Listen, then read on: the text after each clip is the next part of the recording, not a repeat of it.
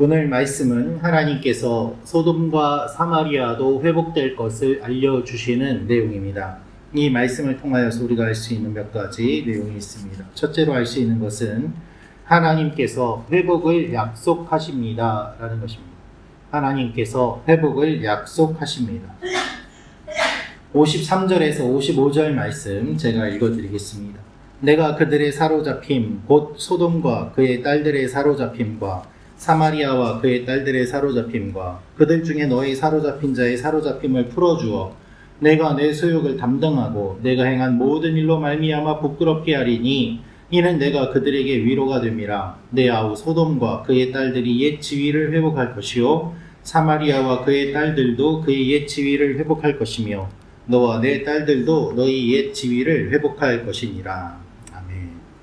여러분, 하나님께서는 심판을 말씀하십니다. 그러나 심판으로만 끝나지 않습니다.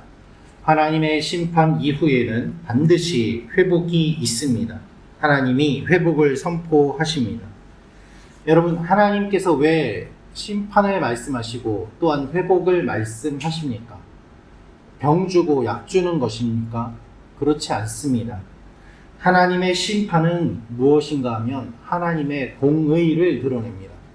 죄를 지은 하나님의 백성들은 심판을 받을 수밖에 없는 것입니다. 당연히 그 죄의 결과를 받아야만 합니다. 하나님의 회복은 하나님의 사랑을 드러냅니다. 하나님께서 사랑하시기 때문에 이들을 품고 안으시고 회복시켜 주시는 것입니다. 그러므로 여러분, 하나님은 공의와 사랑의 하나님이시기 때문에 이 공의와 사랑 한쪽만 드러내시는 것이 아니라 공의와 사랑을 함께 드러내십니다. 이것이 가장 극명하게 표현된 곳이 어디일까요? 바로 십자가입니다. 주님께서는 우리의 모든 죄를 심판하시기 위하여 그 모든 죄를 예수 그리스도에게 지우고 주님이 그 죄를 지심으로 말미암아 우리의 모든 죄의 값을 감당하게 하셨습니다.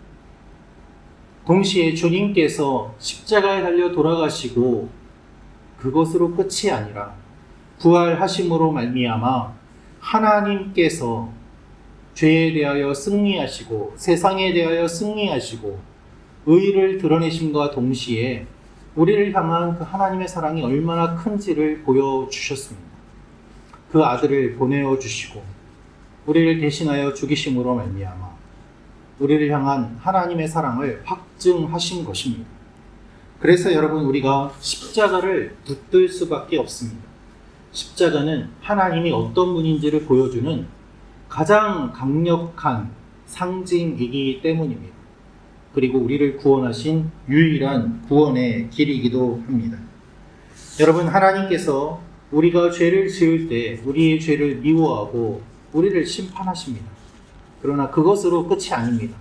죄를 짓고 그것으로 벌을 받는다고 하더라도 하나님과 우리와의 관계가 완전히 끊어진 것이 아니라 하나님께서 회복을 말씀하시기 때문입니다. 오늘 말씀이 바로 그것을 이야기합니다. 소돔과 사마리아도 회복될 것을 말씀하시면서 이들이 회복됨으로 말미암아 네가 이들이 회복되는 것을 보면 너도 회복될 것임을 소망하며 지낼 수 있지 않겠느냐. 그러므로 너희 회복도 있으니 기대하고 소망하라는 메시지인 것입니다. 그렇기 때문에 우리는 하나님의 징벌 가운데서도 소망을 볼 수 있습니다. 55절 말씀을 보면 옛 지위를 회복할 것이며 라는 표현이 반복돼서 나옵니다. 반복돼서 나오는 것은 중요한 것이고 강조하는 것입니다. 옛 지위를 회복할 것이며 이 옛 지위는 하나님을 떠나 죄 짓던 옛날의 모습이 아니라 훨씬 더 그 이전의 모습, 하나님이 구원해 주셨던 그 모습을 의미하는 것입니다. 지금 심판으로 인해 바벨론의 포로로 잡혀갔는데 그들이 다시 약속의 땅으로 귀환하게 될 것을 주님이 말씀하시는 것입니다. 여러분, 우리가 잘못하면 하나님의 징계를 받습니다. 오히려 징계를 안 받는 것을 우리는 두려워해야 합니다. 징계를 받음으로 말미암아 하나님과의 관계가 다시 한번 회복이 되고 또한 부모 자녀의 관계가 유지가 됨을 기억해야 하는 것입니다.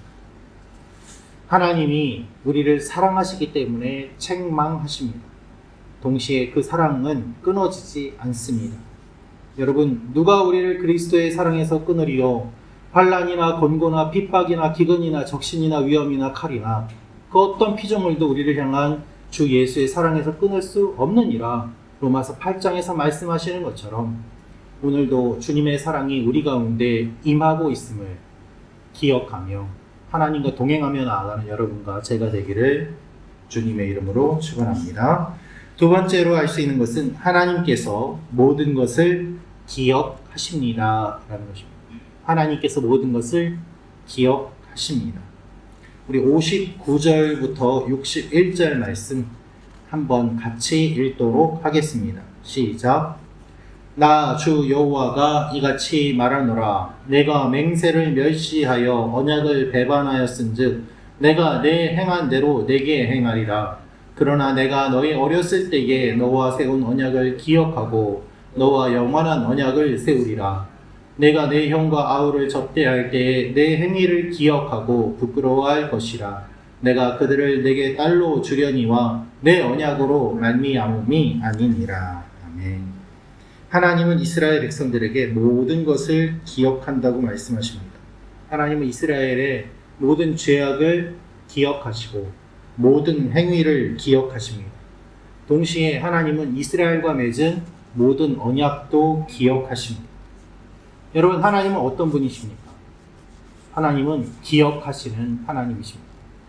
하나님은 다 기억하십니다. 그리고 생명책에 기록해 두십니다. 우리가 마지막 때에 주님 앞에 서면 주님이 생명책에 기록된 우리의 모든 행위를 다 드러내시고 말씀하시며 그것으로 우리를 심판하실 것입니다. 그러나 우리의 행위가 잘못되었지만 그 잘못된 행위로 심판만을 받는 것이 아니라 그것으로 일일이 다 주님이 죄목을 열고 하시지만 예수 그리스도를 믿는 믿음으로 우리를 용서하고 의롭다고 인정해 주십니다. 그래서 주님의 보혈로 날마다 우리를 덧입지 않으면 우리는 살아갈 수 없는 것입니다. 여러분, 가장 무서운 것이 바로 기억입니다.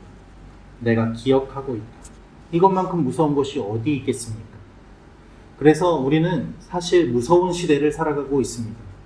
인터넷에 글을 남기면, 기록이 올라가면 내가 그것을 지워도 어딘가에 복사본이 남아서 영원히 지워지지 않고 돌아다닙니다.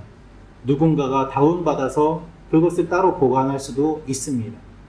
사람이 이 세상을 떠나도 그 기억이 계속해서 남아서 떠돌아다니는 것이 우리가 살아가고 있는 이 시대의 모습입니다. 그래서 예전에 잘못한 것들 사람들은 다 잊었다고 할지라도 검색하면 금방 나오는 시대가 되었기 때문에 우리는 무서운 시대를 살아가고 있는 것이죠. 그러나 여러분, 이 컴퓨터와 이 시대가 모든 것을 기억하고 있다고 한다면 하물며 기억하시는 하나님의 그 기억은 얼마나 더 놀랍고 무섭고 어미한 것이겠습니까? 단순히 정보만 기록하는 이 시대의 기록과는 달리 하나님은 우리의 내면까지 다 기억하시기 때문에 우리는 하나님 앞에서 낱낱이 드러난 삶을 살아갈 수밖에 없는 것입니다. 우리가 하나님 앞에 최선을 다하면 그것도 하나님이 다 기억하십니다. 그래서 누가 보느냐 보지 않느냐가 기준이 아니라 하나님이 기억하고 계심을 알며 우리가 하나님 앞에 신실하게 나아가는 일이 필요한 것입니다. 이 아침에 우리가 기도하는 것 하나님이 아십니다. 사람들은 모를지라도 하나님은 내가 기도한 것 기억하십니다. 신실하게 주님 앞에 나아갈 때 하나님이 기억하고 갚아주십니다. 오늘도 하나님께서 갚아주시는 하루가 됨을 믿으며 나아가는 여러분과 제가 되기를 축원합니다. 우리가 예전에 기도했던 것 오늘 응답받는 일들이 일어날 것입니다. 동시에 오늘 내가 죄를 짓는 것 언젠가 하나님 앞에 책망받을 날이 있음을 기억하며 두렵고 떨림으로 하나님 앞에 나아가기를 원합니다.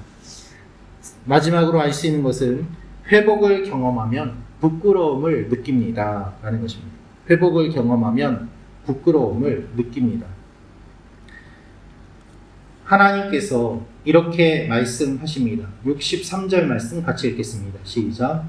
이는 내가 내 모든 행한 일을 용서한 후에 내가 기억하고 놀라고 부끄러워서 다시는 입을 열지 못하게 하려 함이니라. 주 여호와의 말씀이니라. 아멘. 하나님께서 이렇게 말씀하십니다. 내가 내 모든 행한 일을 용서한 후에 내가 기억하고 놀라고 부끄러워서 다시는 입을 열지 못하게 하려 함이다.